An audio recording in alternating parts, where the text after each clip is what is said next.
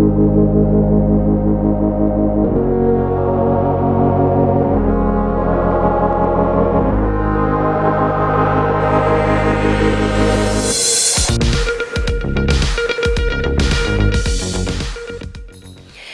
morning and welcome to a brand new month and a fresh quarter right here on Daybreak Live, your favorite morning companion on Dominion Television. I am Oluwayemi Adelakun. And I am Samson Salalu. Happy New Month to all our viewers across Nigeria and beyond. It's Tuesday, the 1st of July 2025, and guess what? We are stepping into the second half of the year, and with fresh energy, new stories, and of course, plenty of hot coffee and gist to kickstart your day.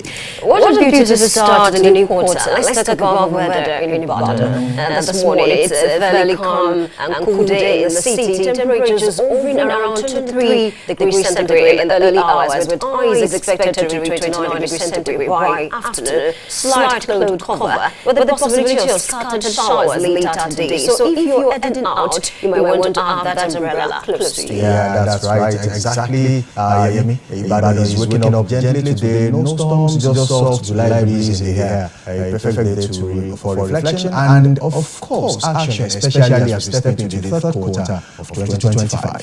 Today on the show, we have a lot more interesting pocket lined up. Daybreak news coming up shortly. A quick round of top headlines from across Nigeria and the world. We'll also dive into the pages of major newspapers and give you that expert analysis you've come to expect. Yes, and for the big story today, we are heading into one of the most talked about developments in Oyo State, the renaming of the Polytechnic Ibadan to Victor Omololu Oluloyo Polytechnic by Governor Seyi Makinde. Is it VOPI? Is it OPI? It's a move that has stirred mixed reactions from, honor and pride to questions and controversy. Yes, indeed. And to help us unpack all of that, we have two very vibrant voices joining us. First, Comrade Akiade Ridwan, the Public Relations Officer of the Student Union Government at the Polytechnic Ibadan, who is close to the pulse of student reactions. And also Comrade Alao John, a finance executive and youth advocate who brings that brother student movement perspective. We're asking, what does the renaming mean for the student, the legacy, the institution, and for politics in Oyo State? So stick around. It promises to be a rich conversation, and later on we'll go around the world with Trend Watch, looking at what's buzzing this Tuesday morning from Ibadan to India, from Lagos to London. Trust us, we've got the juiciest updates for you. So grab your breakfast, refill that cup of tea or coffee. We are just getting started this morning, whether you are watching from your living room, in traffic, with your mobile device, or at work. Welcome to Daybreak Live. As the rains intensify, remember to keep your environment clean, cut the bushes, clear blocked drainages, and do not pour refuse on waterways to avert flooding. Do not forget you can join the conversation by visiting our social media handles on Facebook, Instagram, and TikTok. It is at Dominion Broadcast. You can also watch us live on our YouTube channel, Dominion Broadcast. Do well to subscribe to that channel. And on X, formerly Twitter, it is at DominionCast. You can also watch us live on our websites, www.dominion.org.ng, dominion.org.ng. Of course, and this morning we have quite something interesting to talk about, and of course it borders on insecurity. Did you see the story? Something? Yeah, of course, I saw the story. Volunteer forces killing Zamfara bandit commander Kachala Yelu. It's it's a very interesting news to actually see on the pages of the newspaper. But on the other hand, it's actually dampens what I call the ego of the security forces in the country, because I feel this is the primary role of the security forces, and if the people have decided to say, look, let's handle this by ourselves, if you cannot do it for us, I think it's one thing the government should look into. And of course, I think this is the time we are beginning to see the efforts of the JTF, the Joint Task Force, set up by the government, bringing in local vigilantes to assist the Nigerian military, the police force, into penetrating into areas they do not know. It's a terrain that they know so well. That's where they live. That's their history. That's their story. And of course, they know these places quite well. So if they are stepping up a little bit to say, look, we know these places, we know these people, regardless of what risk that comes with it, let's do it ourselves. I think it's a welcome development. But then, to what extent? Because if it goes on this way, And of course, these people are armed. They are doing, what they are meant to do, what the government is meant to do for themselves. What if the bandits are done and they become the bandits themselves? Really, I think let's be optimistic here. But aside from that, I think they were able to record a very good, success, because apart from Dan Bukolo himself, I think I have this story here that says about 173 of his fighters were killed in what residents describe as a blistering surprise attack, the deadliest blow to bandit networks in the region. So, back to your question, I feel like, the security operatives can actually learn from these people. I mean, they can take one or two cues from them. They can even work together. Just like you said, they know the terrain, much better. And so if the military and other security personnel are finding it difficult to actually, penetrate some places. Exactly. I mean, these people know the terrain where they can work together and achieve more good success. Because at the end of the day, it's about the lives of Nigerians. It's not about, okay, they can do it well, we don't have to go and bow to them or take cues for them. It's about, working together to achieve one single goal of reducing insecurity. So I don't think they can, turn around to become the bandits themselves, because they know, the kind of evil that these people do. And so if they dedicated their time, resources to actually fight these people, what our advice is, the government of that state, should just try to support them the more in terms of resources, in terms of, manpower as well. I mean, there are better ways to, support them that will enable them to do better in terms of capturing these people. So that's what I think. I feel like this also boils down to the fact that, state governors in the affected areas are also clamping down on traditional rulers in those areas. Look, these are your people, and of course, you know them quite well. What they are doing is an aberration to the constitution and should not happen. Yes. And you'll be held responsible for anything that happens within your community, the confines of where you govern. So if you cannot put your house in order, we'll help you put it in order. So I think that's another source of motivation for these people. And exactly. I think traditional rulers also should be up and doing at this time, especially in the affected areas where insecurity has become the order of the day. They really have to do so much. See, it's quite easy for people like that, especially traditional rulers, chiefs in some places, to gather intelligence. So if all they can do is to do intelligence gathering, Kachala Bello is the son of so-so person, born in so-so place. These are valuable intel the military actually need. Because they know where that person could be at one point or the other. So it will be easy for them to be tracked down. And what that thing that baffles me about insecurity in the country is you see bandits on TikTok making videos, displaying their ill-gotten wealth on social media. But or making threats. Of course, they do that a lot of times. I mean, they have actually used TikTok so much, and you realize the fact that they still can be traced. I mean, this is social media. Every phone number has a, has a way it can be tracked, especially by the NCC. Speaking on that, even yesterday, someone tweeted, "Are you sure this guy is really dead? Because we don't know. It might just, go live. I mean, the next day or something." When I think it hasn't really happened in Nigeria when. It hasn't happened so much when a particular bandit has been declared dead and then you see him later. I think it has always been like that. When a particular notorious bandit has been declared dead, or missing, you don't get to hear about them again. I think that's that. So we have been able to get that right in Nigeria. We don't see them resurrecting. So I think... at least for a while now. Yeah. So it means that each time at least one of them is, pinned down, it shows it's actually done. So, but then we can actually do much more. This is not the only person. He has followers. It can be strategic. Because Bello told you, I think he mentioned, I read a story yesterday where he said that he's trying to make peace. I think this is the time where the government must be strategic in terms of communicating with him. I think that the death of those people is a huge blow to him. So he might try to make some communications. You see, I think if they say they don't know where bandits are, I think it's for me. I don't buy that, because they actually come out to do meetings with the government, and of course Sheikh Gumi also every now and then he says he knows where they are and he can negotiate with them. So I think the government should actually do the needful and then nip this in the bud. All right, the conversation continues. Thank you for being a part of this segment. It's time for Daybreak News, and it will come up shortly. Please stay with us. We'll be right back.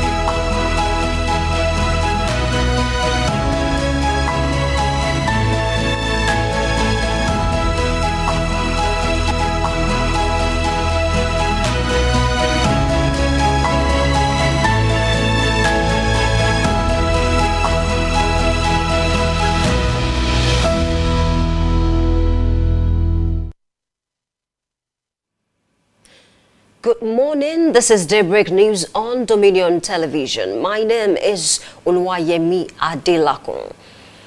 President Bola Tinubu and St. Lucia's Prime Minister Philip Pair have agreed to establish formal diplomatic relations, paving the way for enhanced cooperation in trade, culture and education.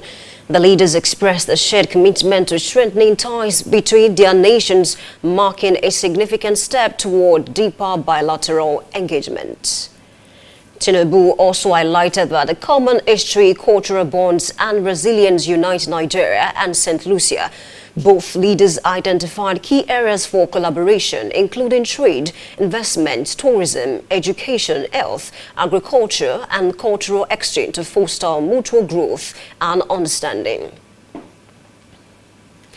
Deputy governors from border states have raised alarm over persistent insecurity, poor investment, and inadequate support for cross-border development initiatives.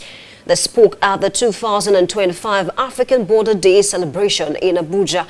The Deputy Governor of Sokoto State and Chairman of the Nigeria-Niger International Border Platform, Idris Goba, spoke about insecurity and the failure to adequately secure Nigeria's borders, particularly in the north. He called on the National Boundary Commission to act and come up with strategies, measures and projects with the security agencies. The National Association of Nigerian Students (NAS) has announced it will stage a mass protest on 2nd July 2025 over the continued closure of public primary schools in the Federal Capital Territory, FCT. In a statement signed by its president, Olushola Oladoja, NAS expressed serious displeasure at the closures that have lasted over 2 months, affecting thousands of children, particularly poor families, from benefiting from basic education. NAS had recently given an ultimatum of 7 days to the FCT administration, headed by Minister Nyesom Wike, to reopen the schools or face protests across the country. Oyo State Governor Engineer Seyi Makinde has revealed that all documentation for the Irua Farm Estate, known as Agricultural Transformation Center, had been completed, assuring that contractors would soon mobilize to the site. Governor Makinde disclosed these during the coronation ceremony of Oba Samuel Adebayo Adegbola Ajobo Olori First as the new Ileriwa of Irua held at Ileriwa Stadium, Songo, Irua. Makinde congratulated Oba Adegbola and emphasized that the selection process was strictly followed, due process and judicial rulings, and highlighted the administration's hands-off policy in traditional leadership matters. The All Progressives Congress (APC) has said that it will hold its National Executive Committee NEC meeting on 24 July 2025. Deputy National Secretary Barrister Festus Fanta disclosed these after Monday's National Working Committee (NWC) meeting. Recall that Umar Ganduje resigned as the party's chairman, and in his place Ali Dalori was appointed in an acting capacity.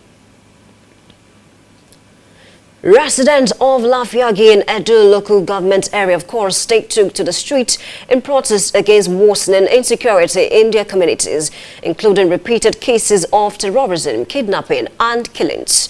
The protesters, predominantly youth from this area, voiced frustration over what they termed government inaction in the face of continued violence. The youth set fire to the National Drug Law Enforcement Agency (NDLEA) office in Lafiagi and vandalized the palace of the Emir of Lafiagi, smashing windows and damaging parts of the building. In business, state governments and the Federal Capital Territory have received a total of 1.6 trillion naira from the federal government between March 2024 and May 2025 as financial support for infrastructure and security projects. These details were contained in internal documents from the Office of Accountant General of the Federation, OAGF, submitted at the May 2025 Federal Account Allocation Committee meeting. The disbursement, which spanned over 15 months, was aimed at bolstering infrastructure development and strengthening security operations at the subnational level as part of ongoing effort to address widespread insecurity and bridge critical infrastructure gaps across the country. You can visit our website on www.dominion.org.ng to watch us live and interact with us. You can also follow us across our social media platforms, Facebook, Instagram, TikTok, YouTube and LinkedIn at Dominion Broadcast and X at Dominion Cast. That's the break news. I am Oluwayemi Adelakun saying thank you for watching and good morning.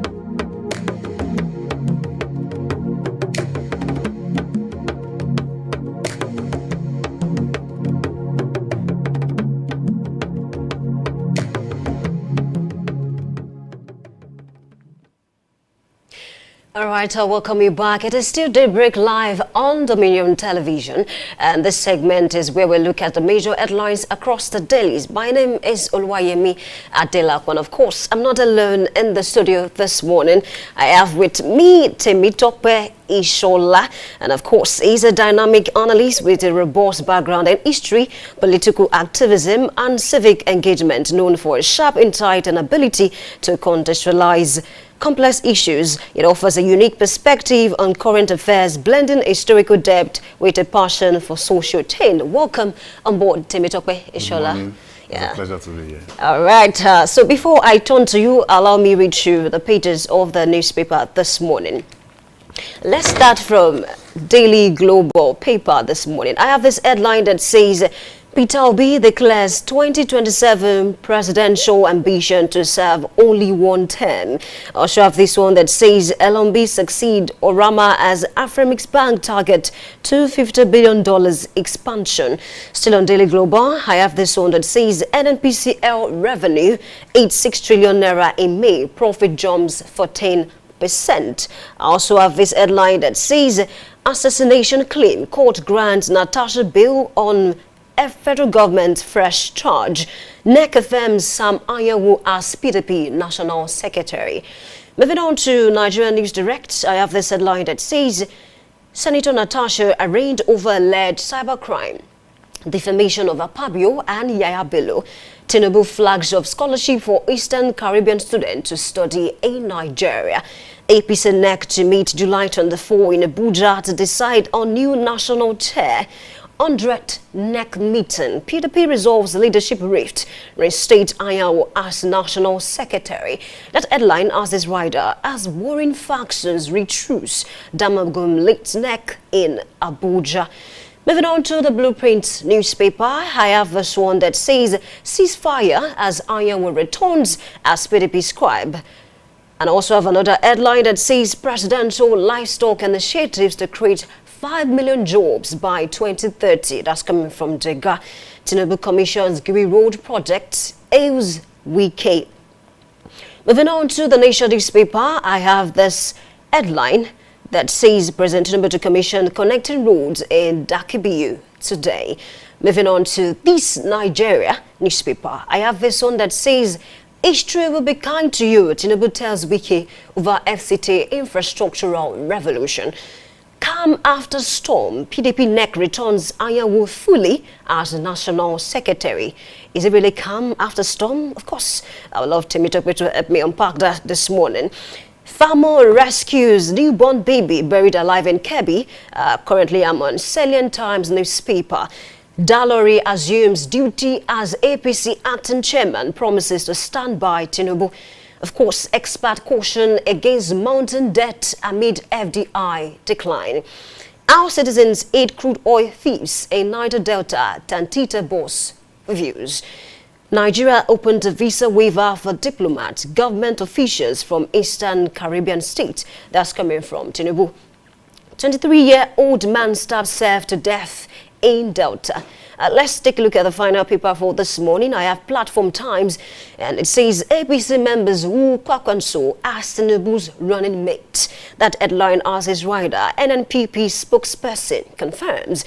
Youth set Emir's Palace NDLEA office ablaze in Kwara over rising insecurity.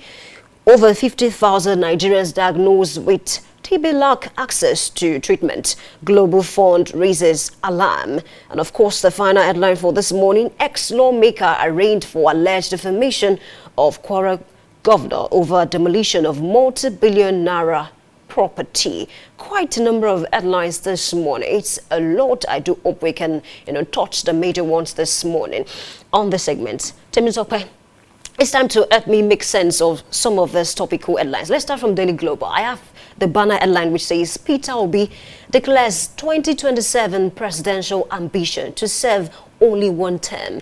If we look at, the political trajectory of, president in Nigeria, the ones that have ruled in the past, most of them ruled for 2 terms. However, Peter Obi, who contested in 2023, is coming out to say should he win the coming election, he's going to rule for 1 term.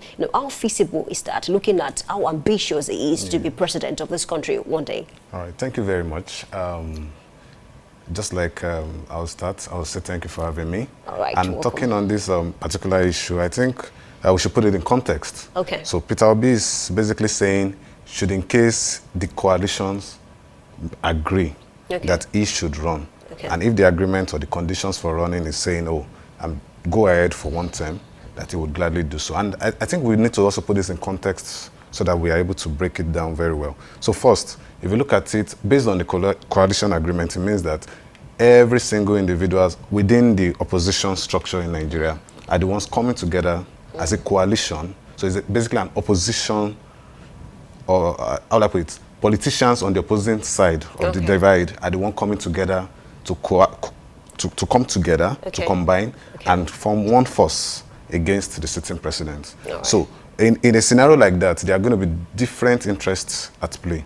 So let's take into context also the fact that this is the turn of the South to rule, generally. So, and by that structure, Mr. President has taken the first term of 4 years, which means all that is left for the South is another 4 years. 4 years. So if the coalition decides that Peter Obi should go, it doesn't really make sense for it to fly if he's still saying he wants to do 8 years. So what that means is that other interests from the North that are waiting to take over after 4 years will find it hard to come on board with the coalition because they'll feel the South will be taking additional 8 years. So, and if we look at the team of individuals within that structure of the coalition, Peter Obi still seems to be the only individual within that structure that can mobilize the youth. What about Atiku, the former VP? I think it's long overdue. They should retire. Like, really? It should. It doesn't look like it, do. Yeah, it doesn't look like. But the beauty of it is that, unlike what his supporters had tried to paint earlier, to make it look like the opposition or the coalition is basically Atiku. It has turned out that Atiku is not the coalition. It's just one of the individuals involved in the coalition talks. So if you look at it, to oust the sitting president, the North cannot come in now. It's very, very clear. But I think the only constraint everyone had over time is, should Peter Obi, if he had won the last election, probably this wouldn't have been a concern. But if you'd say, okay, you want the president to be done and you want to bring in, you have to bring in a Southerner who can at least admit that he can do just one term. And I believe if the coalition are very serious about this, they should give it a very big shot. And it's good that it came from he himself, that it's not just speculations, that he himself can say, okay, if this is what we agree on, that young man or old man, go ahead with this, is committed. And I think, interestingly, within the political space, Peter Obi is one politician that you can hold him by his word. So if this was coming from another politician, individuals might probably just roll it over and say that's not possible.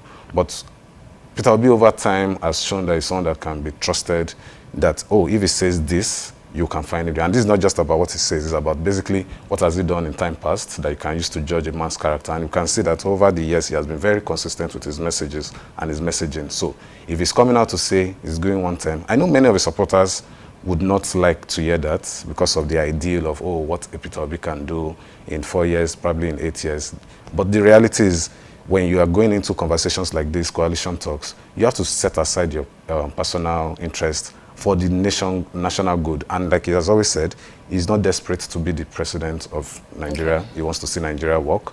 And I believe that if given the platform, it's now left for the coalitions to figure out how best to structure it. Because the truth is, everybody is scheming to get into that space. So most likely we'll find another conversation around who is going to be his potential running mate. His potential running mate, is it going to be the same person that ran with him the last time out?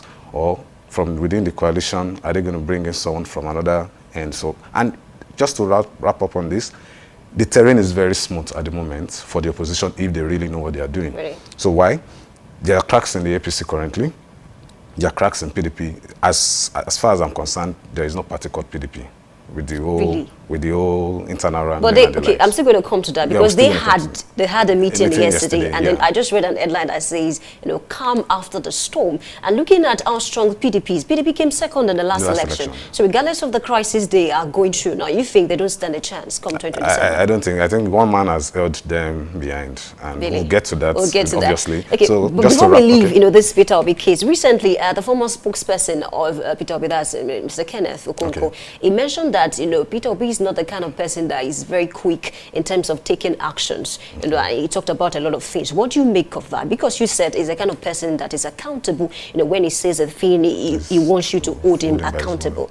Yeah, I think the challenge we've had is we've been brought up, especially when we study the political system in Nigeria, we've always tend to see people that are brash, forceful as being strongmen. I think we are not used to seeing individuals that are meticulous and account their costs before doing things. And you can only find out with people that know exactly what they are doing, that know what is motivating them, that have a sense of purpose and vision. So Peter Obi truly can be very annoying in the sense of there are some decisions you want him to take in the heat of the moment, and you're like, oh, he has to do this, and he just takes this calm approach.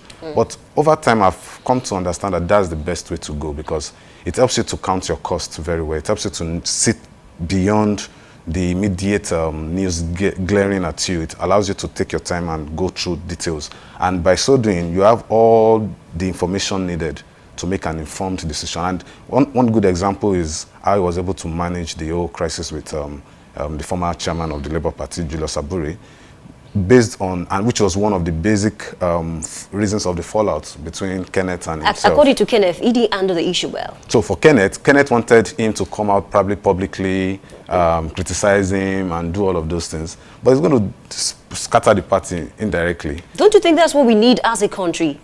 Right now? If you look at the outcome now, in hindsight, you can say, yes, Peter Obi did the right thing, because basically he allowed the constitution to play out. There are rules that are guiding the game. So allow the rules to guide and play out. Basically, that's what he just did. And at the end of the day, the Supreme Court declared that Abure was not the chairman and had to leave. So, but if he had not done that and allowed the whole playing in the media and all, there will be more cracks in the house. Already, he knows that as the opposition, the ruling party is looking for ways to get through to the party. So if he had done any brash movement, it could have played to their hands. So you can see him handling that very well. So for Kenneth, I believe he has his own understanding or approach, because, you know, most times our opinions are formed by our experiences and things we have done. So I believe that's some of the things that played out for him. But on a very large scale, when you want to be the leader of a country as delicate as Nigeria, you don't need a brash human being there, because you have to take into consideration every single individual's interest and come with one solid solution that, even though it may not meet everybody's need, at least the core pain, it can be met and everybody will find their way around it. So I believe for now, Peter Obi still stands the best chance when it comes to that approach to ensure that people can trust him. And let's look at it. To date, he has not said one negative word against anybody. Boys always criticizing the government, because recently, as an opposition, you have to criticize. Okay. And I still feel he's even being mild. You don't think some of his criticism are overboard? Because I mean, recently he said that, you know, the president has no business traveling to St. Lucia or Brazil, looking at what is going on in the country. And he gave a background. But the presidency came out to debunk and said that it is strictly official. The presidency would always have to say what they have to say, as well as the opposition will have to say what they need to say. So, but now, if you take this trip into context, if I'm being honest, this is the first time I'm hearing St. Lucia. Okay. And I feel that's the same that applies to more than 90% of the country. But when we now look at the context for the criticism on that trip, in 2 years, so let me break it down this way. For St. Lucia, the trip to St. Lucia will take about, I think, 7 days, of which 2 days of that trip is recognized in St. Lucia, as declared by their Prime Minister, as a state visit. So, which means the remaining probably 5 days, 4 days, is for leisure, to relax. So, and when you take that into context at a time where Nigeria is battling with insecurity and the likes, where the president has not slept in any Nigerian state other than Lagos in his 2 years in office, then it begs to question, what exactly is this presidency doing? Why are you the president? Why are you leading the country? If the people within the country cannot have that sense of belonging, that the person we voted for is concerned about us. I think over time we've seen this leadership, the president, basically like a government for the rich. and not the masses. So where you see the president showing up and his members is when you are seeing weddings, high-class society events and the likes. But when it comes down to the locals, you barely see that there. He was coming to, I think, was it Benue he came to the last time, and he kept children on the streets. No, I will not agree with you about that. He kept children on the street. So maybe not him. Exactly. Obviously, I don't expect him to give the directives to do so. Exactly. I won't, so I cut him that slack. Okay. But the truth is still that there's a way you are going to be perceived as a human, that some persons just know that this cannot just ride well with you. He hasn't given that, how would I put it? He hasn't shown that sense of humanity. So we keep hearing his spokespersons giving statements, oh, the president is interested in the country, in the welfare of the people, he's concerned about this. But when his policies start playing out, they don't align. So how do you expect an average citizen to feel like, oh, you belong to this system when your leader is not someone you can engage? So, for instance, I think the few times I've seen him is coming to Lagos, and you see the long entourage. And when it comes to interaction, obviously, it's only the political class that are there. Okay, let's not even say the president cannot show up. What happens to every other individuals along his cabinet and the likes? They should be able to show up. Even if you are saying, even all you just do is show up and say, oh, the president sent me, or the president said, but let us even feel this sense of humanity. But I can tell you, if you go to the streets, there is this large divide between the governed and the ones governing. There is that large disconnect between the political class and the followership. So until we're able to get that right, we can't even have a basis for conversation. And to wrap it up, you see where they tell you that we should please, the presidency comes out to say, oh, please bear with us. We have to maybe fast. We have to suffer a little bit to get through the line. And as you're telling the people to suffer a bit, we are seeing you buying yachts. We are seeing you spending over 20 billion on the vice president's lodge. We are seeing you, as a president, buying a yacht, telling us you want to change the private jet. And at the same time, you are bringing down the cost of, you're increasing the cost of living in the country. I think there's a survey that says our cost has gone up by maybe 30% within the last 2 years. And, you know, probably before this election, everyone was saying, oh, we hope that when this new government comes in, we are not going to say we miss the old government. But already, as much as the past government was a bit hard. What about some policies of this government that have actually benefited the masses? Let's start from the increase in the revenue of every state. Okay. I mean, a lot of governors have come out to say that has actually helped a lot. What about the student loan? I noticed that for a while now, we've not heard about ASU strike. I mean, everything is going smoothly. What about those? There are cracks, actually. If you pay attention to ASU, you know that there's a lot still going on beneath the scene. But I believe there's this feeling of, okay, maybe there are conversations ongoing that is making us to say, okay, let's still see. And I think that's why people tend not to understand ASU very well in that regard. I still maintain that ASU is one of the most ideological, grounded union in Nigeria. They don't just come out every time. And that's why whenever they come out, it looks like we hate them, that can't you listen to our plea, please go back. But because they quietly do all those conversations to say, give us what we need. So it's when no attention is given to them that they tend to force the government. And so that's by the way. The student loan, how many students can get that? And on an average, there are 2 million students in Nigeria today across over 140 or so universities. And a budget of, I think, 5 billion was set aside for the student loan, which is not even up to how much was used to, what was spent to renovate the vice president's lodge. So how, and then if you look at the criteria also to assess that loan, it's not something that the average child on the road that his mom is selling akara can afford. But some persons have benefited from that student loan. So that's the thing with policies. Okay. So there are some individuals that will definitely fall within that bracket that can serve as the poster kid or poster child for certain policies. But when you look deeper into it, you realize that there's still a whole lot. So just like saying on a scale of 1 out of every 10. Yes, the one that got it, you can brand him and say, oh, you got it and the like. But when you take away the veil, you realize that for that one person, there are over 9, 10, 20 individuals that couldn't access it. And when you look at those that need this, you begin to ask, okay, how well can we put this properly in place to get this over the line? So I believe, so I won't say in critiquing the government, I won't say that this government has not done any single thing. No, I don't see things from that lens. But I always feel like if you score a child or a student, maybe out of 10, and is getting 2, 3, yes, he has gotten some marks, but on an overall scale, will you say that kid has passed? No. So I think it's on that basis I'm critiquing the government in how it implements its policies, that yes, you might be doing 1 or 2 things, but on a large scale, how does it affect the general layer of the country? How can people perceive your policies? And this is something I've held back from President Goodluck Jonathan's era, where they keep postulating figures. Oh, the United Nations, this, the World Bank, this figure says we have moved by 1% up. The question is, the average man on the street, how does that increase in financial reporting, how does it affect him? Can he afford to eat 3 square meals a day? Can he afford to send his kids to school? Can he be able to take on loans for maybe businesses and the likes and be rest assured that he can get it back and pay off? Like, there are certain key issues and key needs of the society that needs to be met. Can you go to the market and get something and be rest assured that you go back tomorrow, you probably find it at a more even reduced rate? But inflation happens to a lot of countries, not just Nigeria. Yes, I think that's absolutely. general. So it's about where you manage the inflation rates. And you manage inflation rates by applying certain other measures in place. So I'll give you an instance. Nigeria, for instance, is not a producing country. And I can tell you a good number of the challenges we have in the country today is stemmed from that.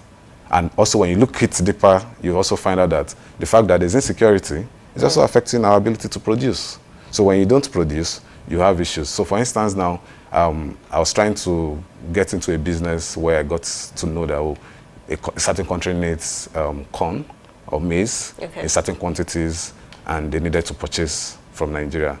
And when I started making calls to figure out how to be able to get it, I was basically told that even if I see that quantity in Nigeria, I won't be allowed to export it out, because even what we have in the country is not enough to feed us. That's a serious issue. So right. it's just like, it just shows a lot. It may not be so obvious, but when you just, like I said earlier, when you look deeper into most of these things, you realize that a lot has not been done. What we just do here is we just pick a few successes and we drum it up in the media and everybody goes to rest. But when you take all of that away, you realize that there's still a lot that can still be done. So I think that's the right way to put it. There's still a lot that can still be done beyond what is being celebrated. And I believe that if the government is truly serious about governance, they will be able to get things done. Like, they should just take away the old noise. I feel the challenge is everybody is playing the 2027 game when we still have like 2 years to go. All right, so away from, Labour Party and, the APC, the governance, now let's talk about PDP, because I read an headline here that says, "Calm after the storm." And you mentioned in your analysis that you don't consider PDP as an opposition party, but I beg to differ, because looking at the fact that this is not the first time that PDP will be so plunged in this deep, crisis, and they always come out of it. Look at when, the likes of Atiku and a whole lot of others walked out of the convention in 2013. Even in 2023 or 22, they had crisis too, but they were able to actually, come second in the election. Yeah. Do you see this, declaration that, okay, Anyanwu stays as the national secretary as a move to actually, work on these cracks and, prepare? Because according to Bukola Saraki, he granted an interview recently and he said that he's happy that these issues are coming up in 2025 and not late 2026, so that they can have time to re-strategize. So do you still think that, with all of these, PDP doesn't stand a chance, looking at the popularity of the party? So now, I think they are largely the most rooted political party in Nigeria, based on the fact that they've existed since 1999 up until date, and has had, I think, over 16 to 20 uninterrupted years in power. So the PDP is struggling with being in the opposition. They don't know how to play the opposition game. That's the first challenge with the PDP. They have been so used to the opulence and the exposure of governance that they are out of touch on how to play the opposition card. That's one. The bottom line of the PDP's crisis is Wike. It's simply Wike. And it's just like saying, how do I put it? It's just like saying there's a thief in the house, but because you know the thief, in quotes, you are looking elsewhere and still asking for who took your thing when you even know who took it. The problem on ground is very simple, that one single man has tried to hold the reins of leadership in the PDP. And I was saying it to someone a few months back. I said the perfect time for the PDP to have put their house in order was immediately after the elections, when they set aside a committee headed by, I think, Bukola Saraki himself or so, to go around the country. They called it, is it Reconciliation Committee and the likes, to get agreed members and the likes. And I think probably before then, there's also a committee that was set up to review what went wrong in the last election, so that they can have a way forward. Just a few minutes ago when I started my analysis, I talked about rules of the game. So when there are rules of the rules of the game guides what you do, generally. In the PDP has their constitution. You have areas that talks about how you handle conflicts. You have areas that talk about working against the party. I've forgotten the word you just gave me, about how your conduct, basically, in representing your party and either working against your party. It was clear that someone like Wike messed up in that regard, in terms of you are the candidate in your party, you didn't support him, you carried a few number of governors also on your side, and you worked for the opposition, and you're currently also serving with the opposition. It is very simple and clear. When you go through it, if it was someone other than Wike, the axe would have been hit on such an individual, either by suspending the person or expelling the person. So is Wike bigger than the party? That's what the PDP is telling us. That's what the PDP is basically telling us, because they keep dancing around the bush. You obviously know the bush that is burning. Quench it, but they prefer to dance around and play in the media and all and start shouting and crying. The simple truth is, Wike did not act accordingly. If you people know he's not bigger than the party, you do your meeting and you get him out. So I believe for some reason the party is scared, and I can understand, because at some point in time over the past couple of years, he had basically financed the party and ran it in the absence of an article. So a good number of the individuals you find at the leadership end of the party are basically Wike's boys. Or people that are beneficiaries. He has a lot of loyalists in the party. They are beneficiaries of his largesse over the years as a Rivers State governor. So that's why you can't see them come out to critique or criticize him that much. But the bottom line is very simple. When you give such an individual power in that context, and the public sees it in that light, you would have issues with trust. You would have issues with anyone even believing that you stand a chance. So, like I said, these are the issues that are currently on ground that they are dancing around. And Anyanwu's return for me is just like saying, okay, there's a cut, for instance, in the body. So let's just try and let's stop it, let's gauge it so that we figure out what to do. So it's not like there's total calm. It's just a way of, okay, let's take a breather, let's assess stuff, and let's now work towards. And rightly, like Saraki said, it is good that they have this crisis now. And not later in 2026. And not later in 2026. But the truth is, if this is the same way, because this is basically the same way they've been handling it since 2023. We're in 2025. There was a whole noise that, all those that went astray will be dealt with and this and that. It's 2 years down the line. They've not done anything. And it's still the same issue. So, and this is very interesting now, because their coalition talks ongoing with an article in it. Article is in that talks on the premise of his understanding that the PDP, or he's representing PDP as the case may be. So who agreed, although I think he has been called to order also in that regard, because at the time the governors had to come out to say no coalition agreement can be made without the party. So Atiku is not going there as PDP, as the representative of PDP, that whatever decision is going to be taken will still be taken alongside the leadership of the party, not Atiku taking it. So, but obviously he's a key player in that stakeholder in that place. But when you look at the PDP challenges over the years, I think there's this issue we have with generally the political structure in Nigeria. Everyone wants to have their way. Everybody wants to have their say. Ego, basically. That's the bottom line of every issue we have. And there's this stuff we had been taught back in school about social contracts and the likes when it comes to governance. And I believe in political parties, they're having a challenge with understanding that, basically saying, yes, we know we all have powers, but we are committing our power, we're submitting it to one central authority to act and wield that authority on our behalf. But what we see in political parties today is that everybody wants to hold on to their power. So as you're wielding yours, I'm wielding mine, I'll frustrate you. So, because why would a meeting be going on and you go and lock up the headquarters of... It's a serious issue that happened yesterday. And of course, just like you said, we look forward to what will happen to the PDP in the next, few years. However, let's talk about the FCT right now. I'm sure you've seen the videos, the protests that happen, students, unable to go to school. And then we see a lot of road commissioning, a lot of projects being done. What is going on? So when you look at Abuja, Abuja is a very interesting city and a lovable one because I've been there a couple of times.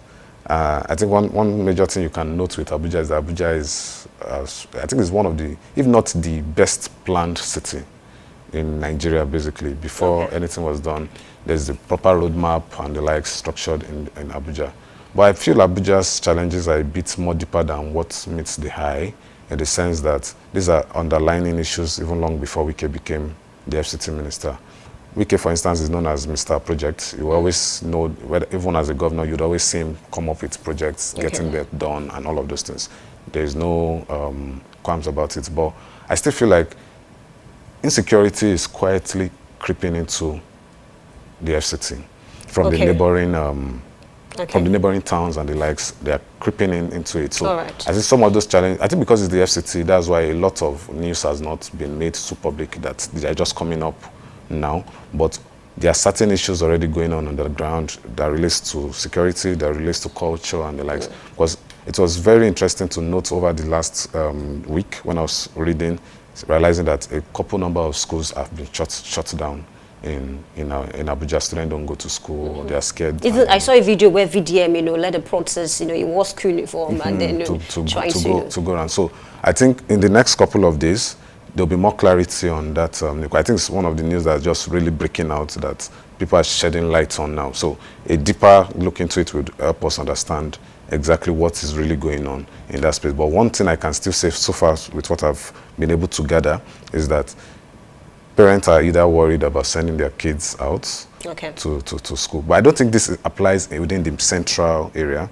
But even when you look at it, I think even some events from some top individuals in the country, some videos have been popping up where you see men on bicycle, with guns, wielding guns, entering communities in Abuja, right there even in the city. So I think there's a lot going on that is being still queued down in the news area so that maybe there's no fear mongering and the likes. But definitely what I can link it up to for now is that there's a rising insecurity within the within the FCT that is still being dealt with, and I think it's that fear that is making individuals to keep their wards indoors till they have a full grasp of exactly what is going on at the moment. All right, thank you. Let's talk about what happened in Kwara State. I don't know if you saw the video. There was a huge protest, and then they had to set, the palace of the Emir ablaze, and of course the NDLA office. And then they were talking about the issues of abduction. People have been abducted, and they don't get to see them anymore.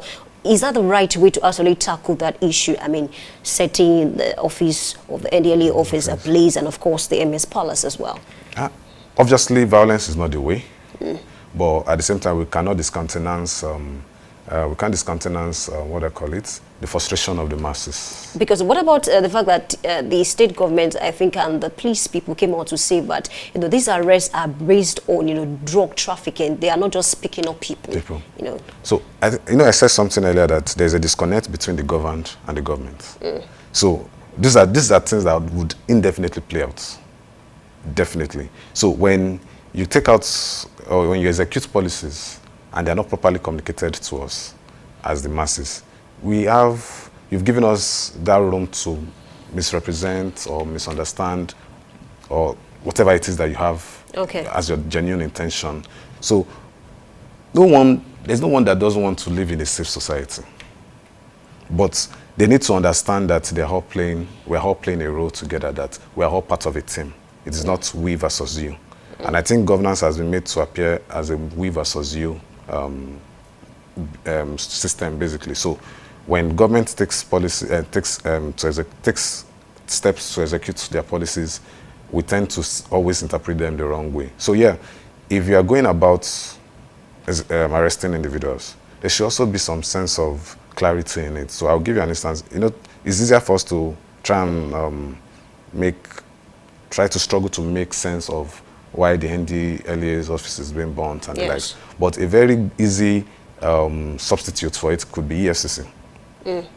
It could have also been an EFCC building being burnt, and would understand on the basis of, oh, these individuals have been going around to do this. So, and I want to substitute that so that you can understand my analysis. So, for instance, EFCC arrest individuals and the likes, and there's a whole lot of uproar. But when you ask an EFCC man, he will tell you that he's arresting people that are involved in fraud, basically. So, but when you also look at the way they go about doing it, you also see that even those that are not victims, those that are not even active players within the fraud system, are also being targeted either based on their looks, on their dresses. So now, when we take that into the context of the NDLEAs and the likes in Kwara also, if you dig deeper, you also find out that there is a lot of discrimination with who they arrest. So yes, it's very easy for them to come up with public statement to say, oh yes, no government agency will come out and say they did wrong. It's the masses, the citizens that you would use and get the truth. So basically, NDLEA, yes, you are doing your job to arrest individuals that are perceived to be trafficking drugs, but on what basis? Nigeria is one country that lacks data. And something I struggle very, very, very hard with when it comes to trying to have a sense of issues in the country. Nigeria lacks a lot of data. Yes, there's room for, they have some data, so I'm not saying they don't have any data at all, but when you are looking for in-depth figures to guide your analysis, to guide your research, you really have to do a lot much to get it. And most times you even have to rely on external platforms that are also gathering those sources. So when you look at it, does the Nigerian policing system have a very strong integrated system that helps you to identify, that helps you to map out individuals, that helps you to gauge individuals to say, okay, this is what this person has done. You just see a scenario, they just look at you, you look, maybe you have a dread, and they just assume that, oh, you are into this, you are into that. I think that's one of the loopholes that we have in this country that should be linked into the issue of data. The issue of data. Of course, I hope we can work on that. Before we go, let's talk about the issue of NNPP, Rabiu Kwankwaso, him joining the APC. Because recently I read a story that says, and members of the NNPP are saying, they actually feel betrayed, or they are going to feel betrayed if, Rabiu Musa Kwankwaso should move to the APC. However, they wish him well. And then we've heard stories, or let me say speculations, that he's coming to take over as the VP of the president. And there are also speculations that Shettima might be dropped. Let's not forget about the meeting that happened in Gombe, which led to the opera. And of course, a lot of persons are saying if Shettima is not in the picture, forget about votes from the Northeast. Let's talk about it now. Rabiu Kwankwaso, is he a better VP than Shettima? The answer is very simple, no. On what basis? So this is the thing. So the obvious answer that everyone would have given is yes, simply because of his pull in Kano and the likes. But I think the last election has helped us understand that the region where his so-called popularity is just within Kano. When you look at the spread of votes in the last election, because I was going over it some couple of weeks back, his votes were just largely within Kano. Okay. When you check the northwest bases, the north central, its figures went very low. So the Kwankwasia movement is largely just residential in Kano. Okay. But yes, he has the public appeal. He has the branding, he has the image that shows that this person is intellectual. You can engage him on policies, on issues and the likes, yes. But let's not forget that the issues that APC has currently is largely an issue that is brewing between the president and the vice. And on the grounds that the president feels, based on maybe information coming to him now, that he's losing the South, the Christian South base. So, and he's looking for a calculation. The president, like I always mention over the years, is one person I know is a very good strategic calculator. He knows how to calculate his movements. When it comes to politics. Someone scored him A1 in politics and scored him an F9 in governance. In governance. That's just it. You agree with that? That's the perfect way to describe him. If it comes to calculating, making his move, chess move, you get it for him. But when it comes to governance, he's very poor. And he did that in Lagos as well. I grew up while he was the governor, so I can tell that comfortably. So when you look at what is going on, the president is trying to appease the Christian majorities of the South by considering bringing in a Christian running mate. That's why I said, that's why I'm of the view that Kwankwaso moving into the party to APC is not necessarily for the VP slot. For something else. Because if the president is going by his calculation that of what we feel is being rumored about, definitely the president wants to get in a Christian into this race so that whatever the opposition are coming with, because definitely once the coalition reaches a very definite stage, they will not bring in a Muslim ticket. They are going to bring in most likely Peter Obi, especially if now he's saying he can run one time, and bring in someone strong from the north, a Muslim, to complement him. Then you look at the fact that there are a lot of smaller units of opposition across the divide. The CPC faction, which is the Buhari faction, they've been basically outsiders in this government. Okay. So they are already aggrieved in one place waiting. You have the Middle Belt also aggrieved as a structure, and those are largely Christian majority. So they too, they're one area of the spectrum of the political divide. Within the APC, you also have individuals, not forgetting that when the APC was being formed, you had CPC, you had APC, you had the new PDP, which was the one Atiku moved in with. Then you have ABGA as well. So all of this, a section of ABGA moved in. And you see that all of these structures, everyone is fighting for their space. So immediately the CPC faction was the Buhari faction. As soon as they were done, and Tinubu came in, he basically shipped them out of the party. No appointments and the likes, no government largesse flowing in that regard. So you see every one of them just took, Solomon Dalong and the likes, all of them just took a back seat and are watching. You find people like Amechi also on the divide. So everyone... He's not even having it with the presidency. You have the Kaduna State Governor, the former Kaduna State Governor, El-Rufai. So on that, I have a question before you continue. Do you think, most of his criticisms recently is based on ministerial snub, or he just has like a sincere concern for the country? It's not sincere. He doesn't love us. Really? Like I said, everyone is scheming and trying to position themselves. Including Peter Obi, actually. But I think the only difference between is that based on his utterance and his demeanor, you can tell that if it doesn't come to him, he continues his life and do what he wants to do. But what we see with every other person is that every single day, every single statement they make is targeted at, they are scheming, they are trying to... Because why do I say this? At some point in time, just say 2 years, 6 months ago, Tinubu was the perfect man for El-Rufai. But the moment he said he regrets that he supported him. It's because the only regret is because he did not get the ministerial slot. If he had gotten it, basically what Wike is doing is what he will be doing. And the same thing would apply to Wike. The day him and Tinubu have a rift, he would also say it was the worst, he has regret and all. So everybody is just playing for the immediate moment. There was a time, I recall there was a time that Peter Obi said he's not going to leave ABGA. He's not interested in, job shipping, leaving one political party to the other, because if you, whatever it is that you want to do for your country, you can do it in that political party.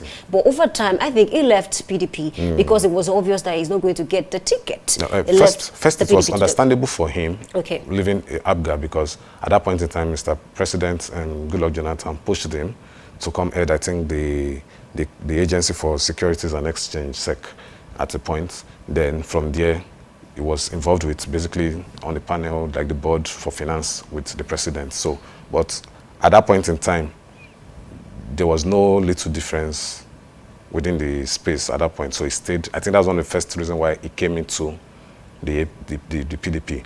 But at the same time, you can't also fault him for leaving the party last time, in the sense that I think for the first time growing up as an individual studying the political space, he was the first politician I could see that was basically communicating around the country with members of his party, saying, this is the vision I have, that I want to move this country forward and I want to get you all on board. The only time I see such is when I look at the American political system, where I see candidates going around trying to convince their party, get a majority and the likes. And his messaging resonated largely with the mass of the country. But for some reason, PDP eyes were closed. And so at that point, it's just a case of once your personal ambition, obviously one, then your messaging, your vision clashes with the political system. You have every reason to sit back and assess whether this marriage is convenient. It's just like when two people come into marriage, at some point, if one person is, you feel that this person is endangering your life, you probably start thinking, oh, is it best I take my leave? So I think that's what happened. And that happens to everyone. So I don't want to cut him a special slack, but I think that's what happens generally when politicians jump ship, basically. So everybody's looking out for themselves. Okay, I think you're taking me back to the Labour Party, because I recall that after the election, after the 2023 election, there were a lot of issues in the Labour Party, cases of mismanagement of funds, a lot of persons left the Labour Party to another party, and of course, a lot of things that have been said about, Mr. Peter Obi himself. Do you think the kind of support he had in 2023 is still going to be possible in 2027? I think it will triple. Really? I think it will triple. I doubt that. So this is why the fact that a lot of obedience that I know are saying they want to. This is why it will triple. So the presidency, and by saying presidency, I'm also saying the ruling party. Okay. They've captured the media largely. So what you see today is there's a whole lot of dumping of news that's kind of either tries to demystify the real pains that people are going through. Okay. And try to push out some form of branding along, oh, the government is doing well, the government is doing it, and also suppression of dissent news and the like. So when you just sit and listen to the news, you most likely would just feel like all is well. But the truth is this, the same thing was being felt in the last election. Okay. That individuals felt a man that didn't have governors, didn't have anyone, could amount to anything in the electoral cycle, and was able to get about 6, at least I still feel he was allocated 6 million votes. That's not the vote he got, based on deeper research and the likes, and on the election day result that were coming out of polling units that was private too. Okay. He was allocated 6 million votes at the election. But when you look it down, as Nigerians the better off for it today. As rice gone down, as fuel gone down, the pains and the challenges in the country has only higher and higher, and there are more frustrations and frustrations everywhere. So all that is needed for the opposition to do is to get the right candidate out, get the right messaging that speaks to the pains of the people. Don't come out and say you are coming to contest against the APC. No, come and give us a vision that we can hold on to, that we can jump on, that we see. And that's what happened in the last election. Every Nigerian that voted at least for Peter Obi, for instance, could feel like they were the ones voting. That it was just the one, that it was the representation of the aspirations and yearnings. So if the opposition party can try to communicate that again in the next election cycle, I think we will see a lot more people moving into the camp. So, and when you look at it, of all the politicians that contested the last election, who is the most consistent politician today going around the country? It's still the same Peter Obi.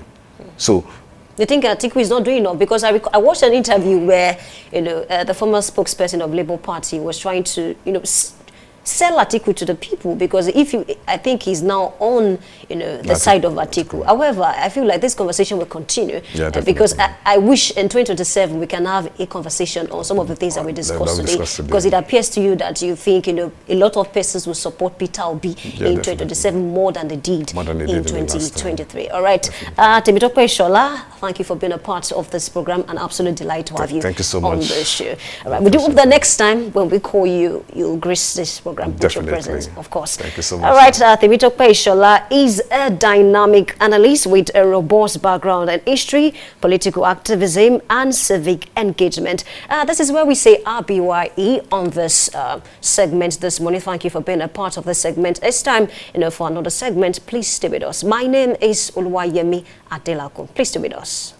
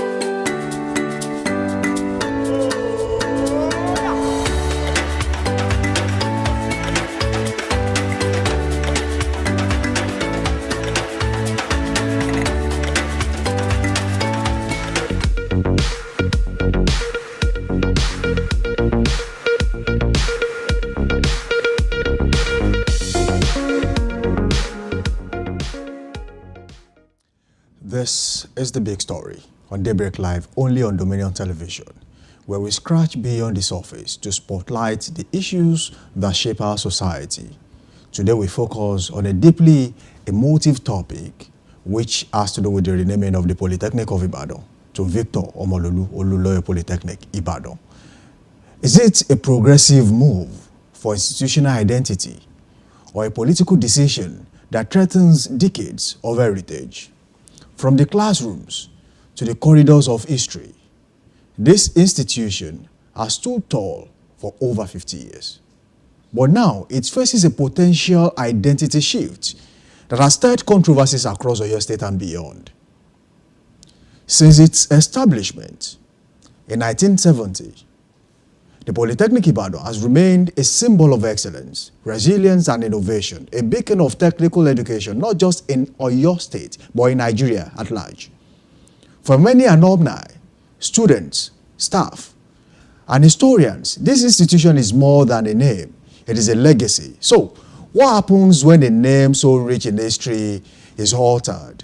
Does a new name mean progress, or is it the quiet burial of a long-standing legacy? Today on The Big Story, we engage stakeholders, dissect government rationale, consider public sentiment, and ask tough questions. Who benefits from the renaming, and at what cost does this come? Good morning once again, and this is The Big Story on Dominion Television. Do not forget, you can keep the conversation going. Join us live on our website, www.dominion.org.ng, to watch us live. You can also watch us live on our YouTube channel. Subscribe to that channel at Dominion Broadcast. And on LinkedIn, Instagram, Facebook, and TikTok, it is also at Dominion Broadcast. On X, formerly Twitter, it is at Dominion Cast. Now, let's shift our attention to the main topic. The governor of Oyo State, Governor Seyi Makinde, has chosen to rename the Polytechnic of Ibadan in honor of the former governor, Victor Omololu Oluloyo, who passed away and, of course, buried a few days ago. Now, when we talk about legacy, one of the biggest institutions in the history of Nigeria, whose name, the name has stood so tall before it was changed amongst its peers, in the country. The only polytechnic with the Article D. But of course, the Article D is no longer an article. It is no longer there.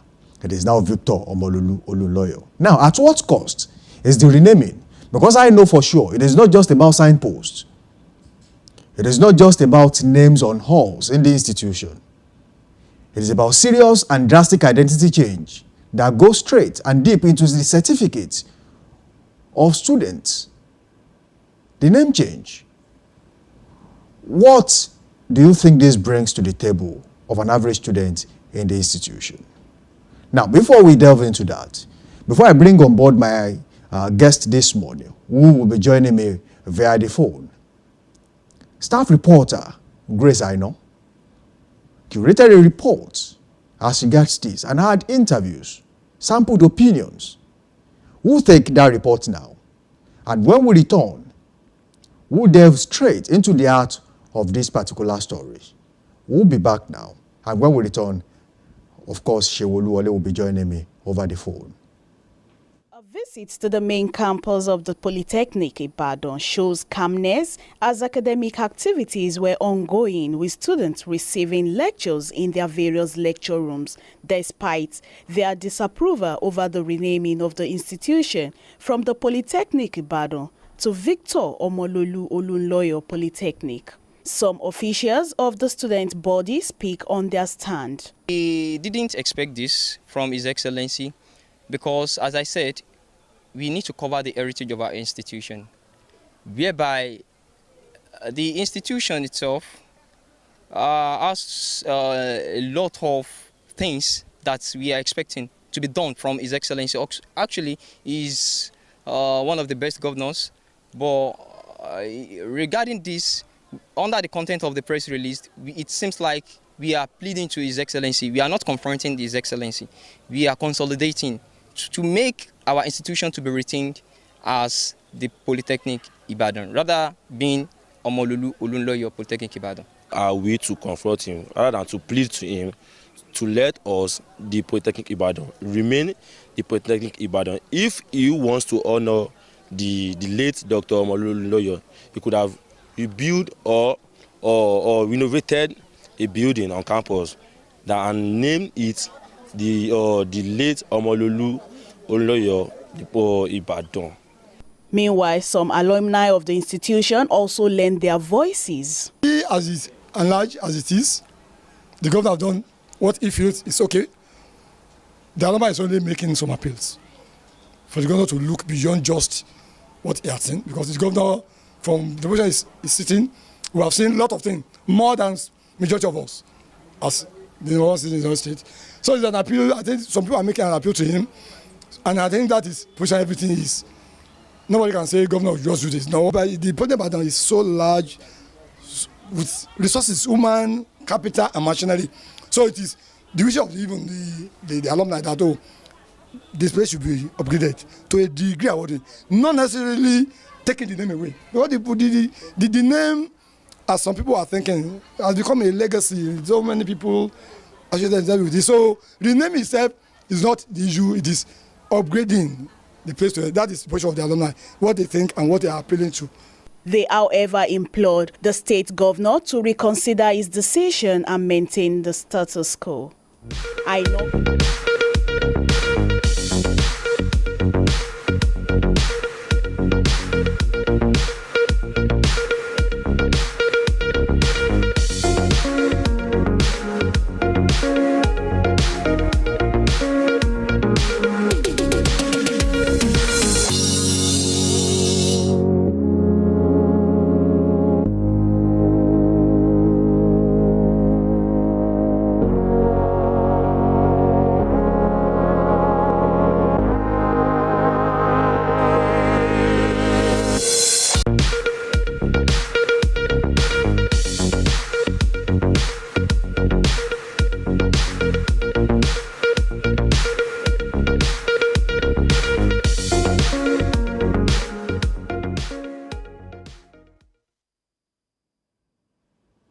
Right, that was the report by our staff reporter, Grace Aino. And of course, so many people had a lot to say about the renaming of the Polytechnic Ibadan to the Victor Omololu Olunloyo Polytechnic Ibadan. So, VOPI, OHOPI, whichever name you want to call it, the governor has made a decision. But something that we need to talk about is the fact that most people are eager to talk behind the microphone, but most of them are not willing to actually face the screen and talk about this. Now, the governor has made a decision, maybe in the interest of the people of Oyo State, in the interest of the institution. But as much as people agitate behind the back, most of them come out eventually to say, they are not agitating. They are only begging the governor to reconsider his decision. Taking into consideration, Alao John, a former NANSA executive, was meant to be on this show this morning. But due to one reason or the other, he's not here. And of course, the national president of the Alumni Association of the Polytechnic Ibadan also this morning decided not to be on the show. Now, we'll take a critical look at so many other things, with Seun Oluwole also on the line this morning. It is important that we hit this on the nail. Seun Oluwole, good morning to you. Good morning. Good to have you on the show. Good morning. All right. It is no longer news that the governor of Oyo State, Engineer Seyi Makinde, has renamed the Polytechnic Ibadan, the only polytechnic with the Article D, and the name is now Victor Omololu Olunloyo Polytechnic Ibadan. VOPI, OHOPI, Omololu Olunloyo Polytechnic Ibadan. The name has been changed, but I know that this is not just about name change. a lot of resources will go down the drain just in changing the identity of the institution, because it has to appear on every and anything that the Polytechnic Ibadan owns. Now, who benefits from this? The identity change of the Polytechnic of Ibadan. Hello? Are you there? Come again? Okay, now, the governor has changed the name of the institution, a new identity.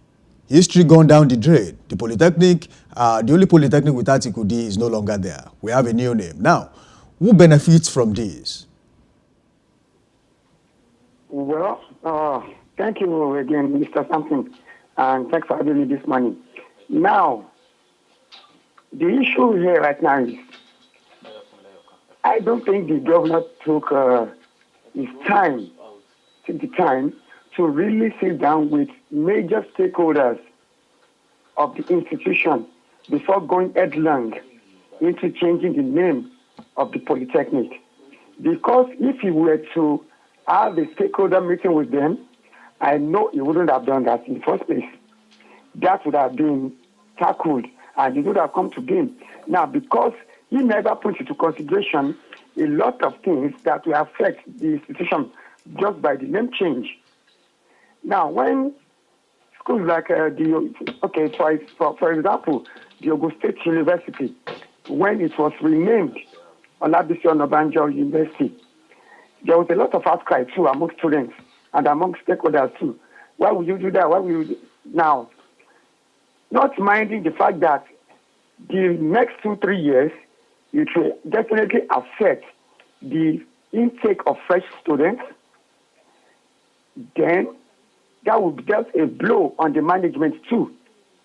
Some people have already clamoring for why they need to change. Why do you need to change for it in the first place? Some people are against that.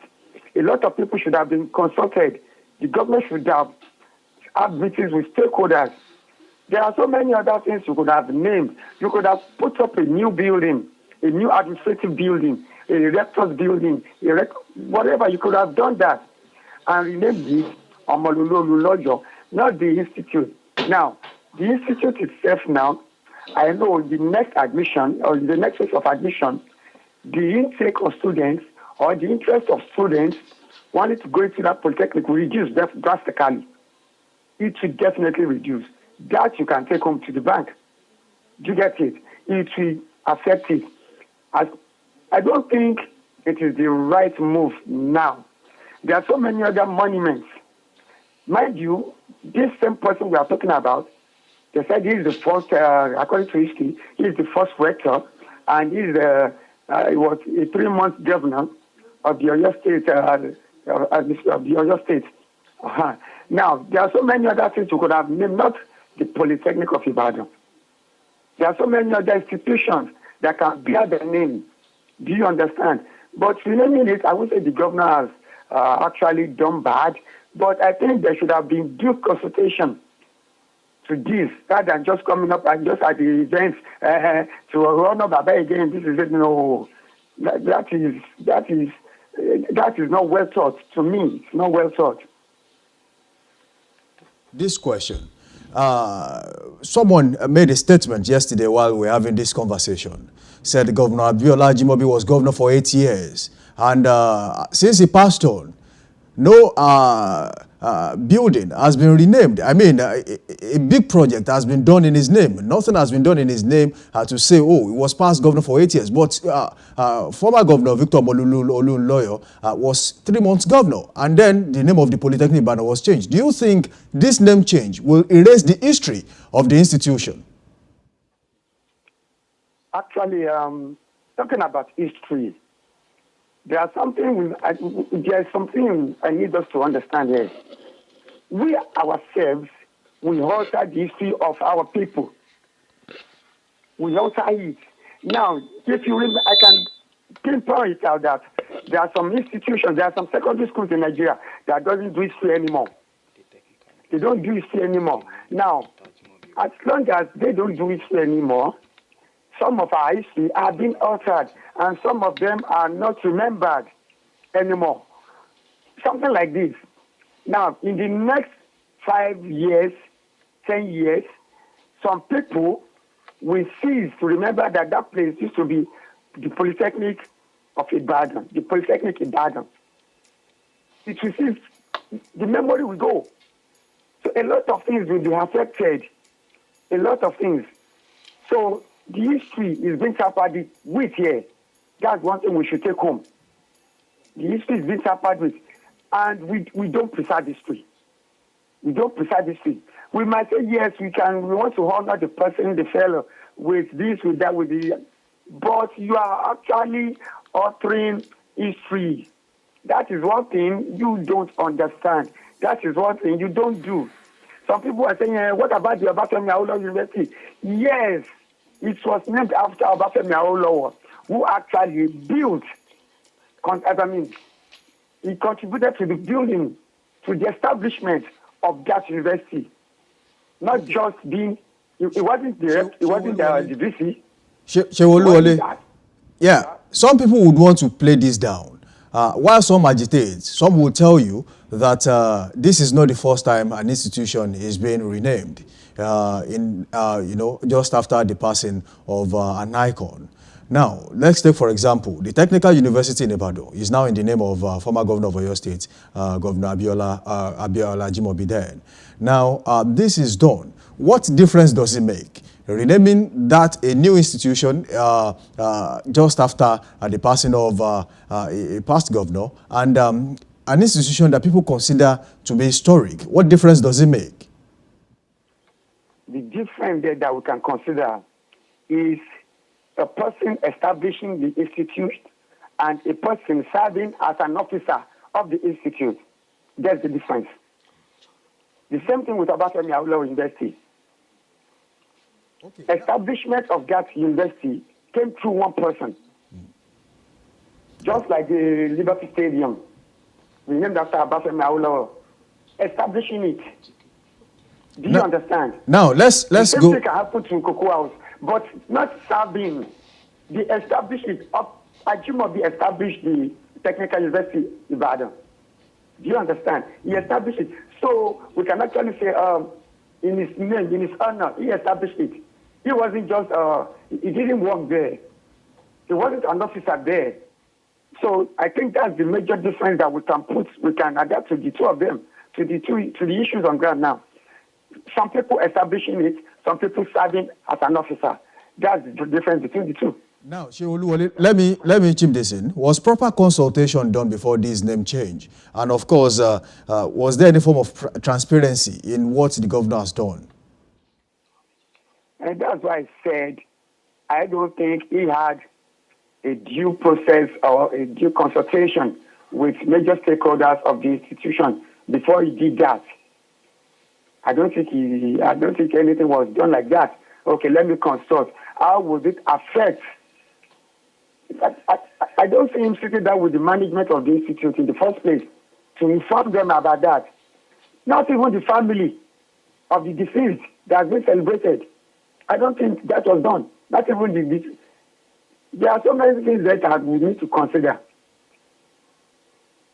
Yeah, what are the virtues, the values?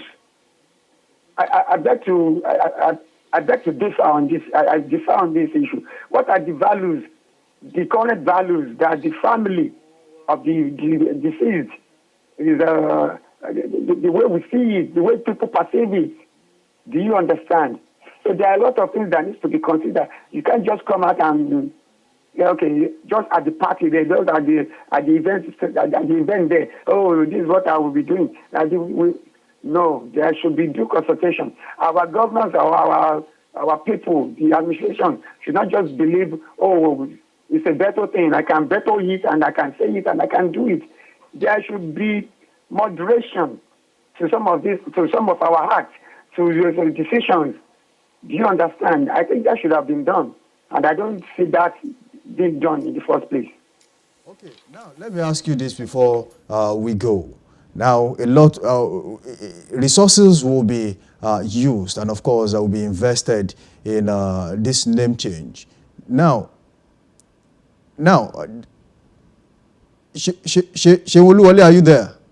I'm here. Okay, now resources will be, I mean, at the time when state governors will tell you they don't have too much, they don't have enough, and then they are trying to ration the little resources the state has in terms of IGR and, of course, allocated revenue from the federal government. Now, monies will be spent on this.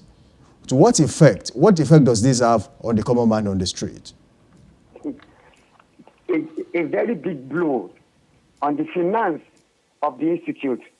Well, since the governor has gone ahead already to say, okay, he has renamed, so there are a lot of things, even paperwork, that will need to be changed. And it's going to take a lot of finances to put a lot of things in order all over again. Let's start with billboards. Let's start with receipts from bursary, the letterheads of the HODs. A lot of things will be changed. And we are going to be spending a lot. And this is the time when you are saying, okay, sooner or later the institution might still even go on strike, saying they need money, they need money for this. It will still boil down to the polytechnic, to the management, trying to acquire more money through tuition from the students. Now that is going to be another blow on the students, because they will definitely want to have an unrest. Why do you need to increase our rate? Because the institute will need money to change a lot of things. If the state government is unwilling to do that, and definitely he must be willing to do that. He must reimburse the institute, because this is what he has done. And for this to be fully implemented, finances will need to come in. So he should be the one to cough it out. He should be the one to cut it out, not put everything solely on the management of the polytechnic. He needs to support. He will need to support. So that's definitely what he needs to do. Okay, now before we go, lastly, before we go this morning, do you believe the government should do a reversal or reconsideration as regards the decision that has been made?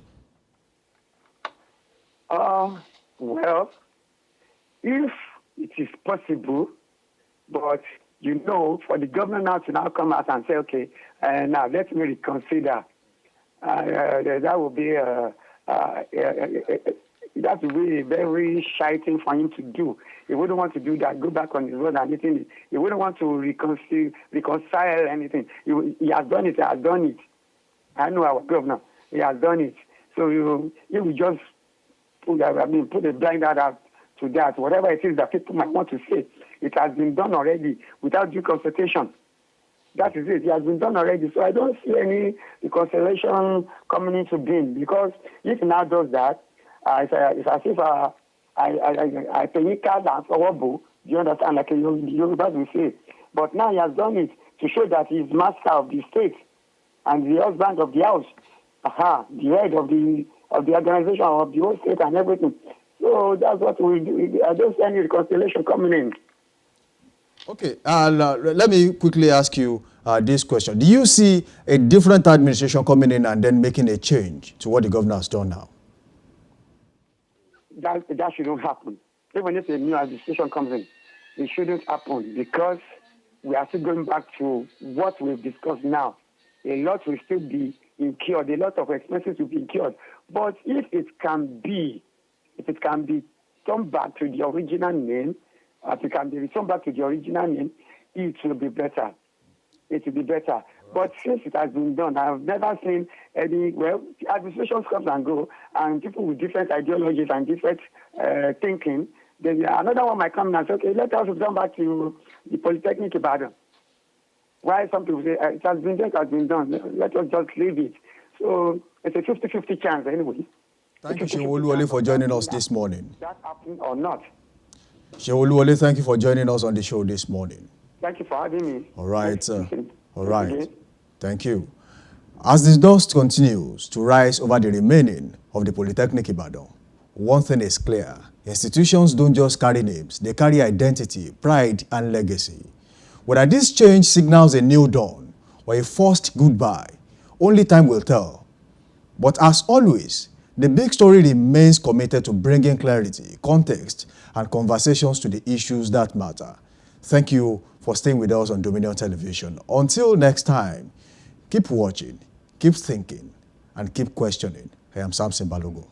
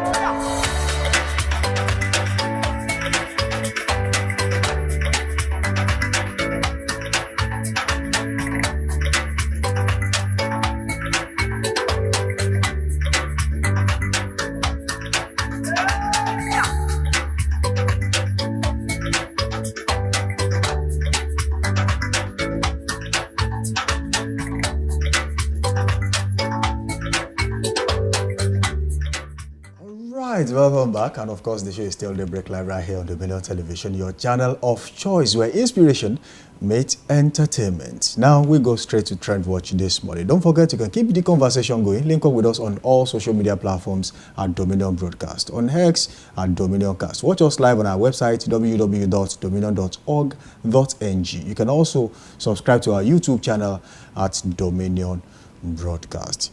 Yemi Adelakun is still here with that. Okay, Oluwa Yemi Adelakun. No, I like that. I like that you're a fast learner. Okay. Well done. So we'll be talking about so many things. So you take us through that this morning. Of course, we have pictures of Moses Blaze and his wife and their son. And of course, and he said, today we dedicated our precious son to the Lord, a moment of gratitude, love and purpose, and our God is gracious and kind. And of course, I celebrate with them as well. Congratulations to the Bliss family.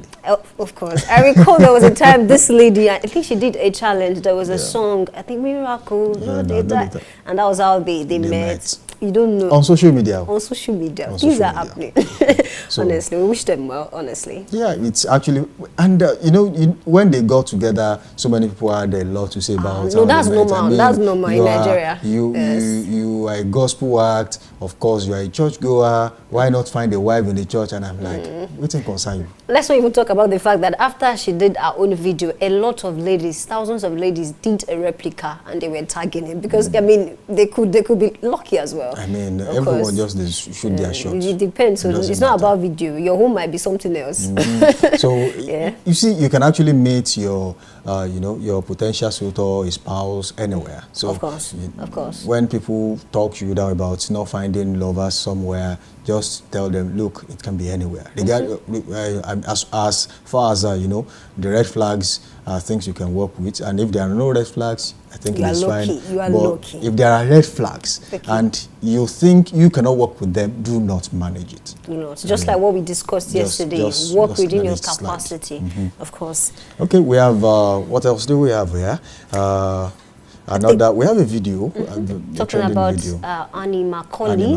Exactly. And looking at that video, a lot of persons, I saw comments, oh, she's glowing, she's this and that. And of course, we're happy about the fact that she's moved on. I think you have a counter opinion.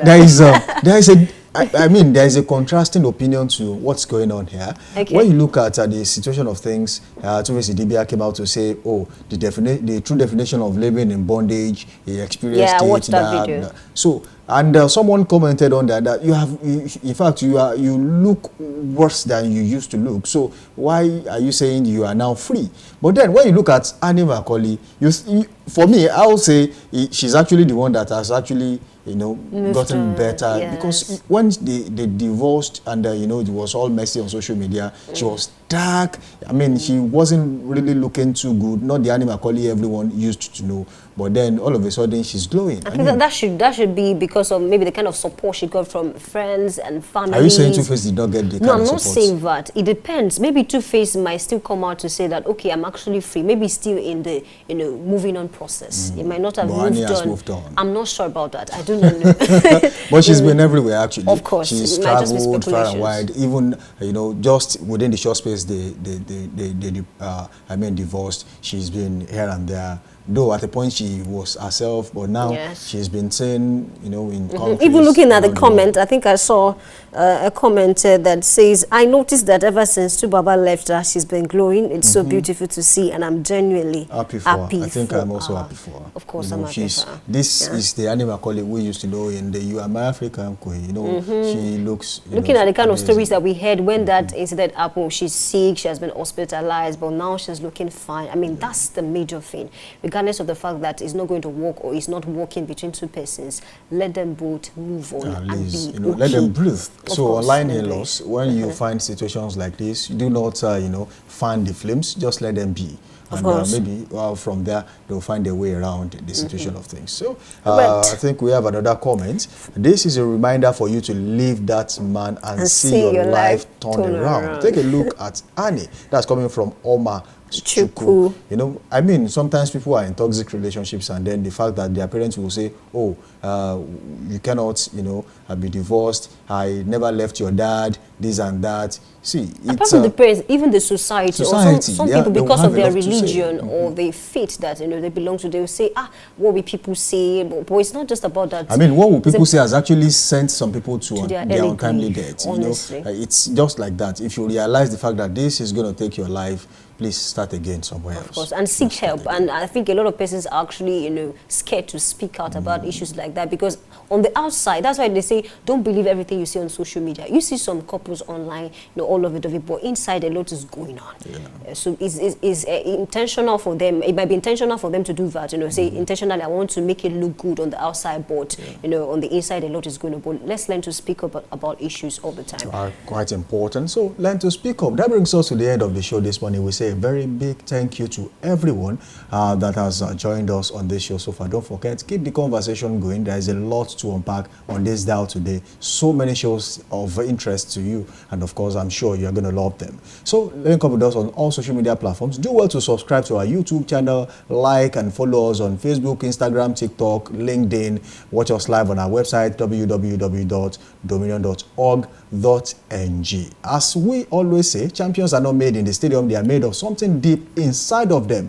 It is on this note that we draw the curtains on today's edition of Daybreak Live on Dominion Television. Samson Balogun is my name. For the rest of the day, keep being good, keep being safe, and of course, keep being nice out there. Bye for now. Of course, thank you for being a part of the show. Do well to join us same time tomorrow, 7 a.m. to 9 a.m. And before I leave, I'd love to tell you that find happiness in every situation. Why? Because it makes you healthy. My name is Oluwayemi Adelagon. I'm saying good morning.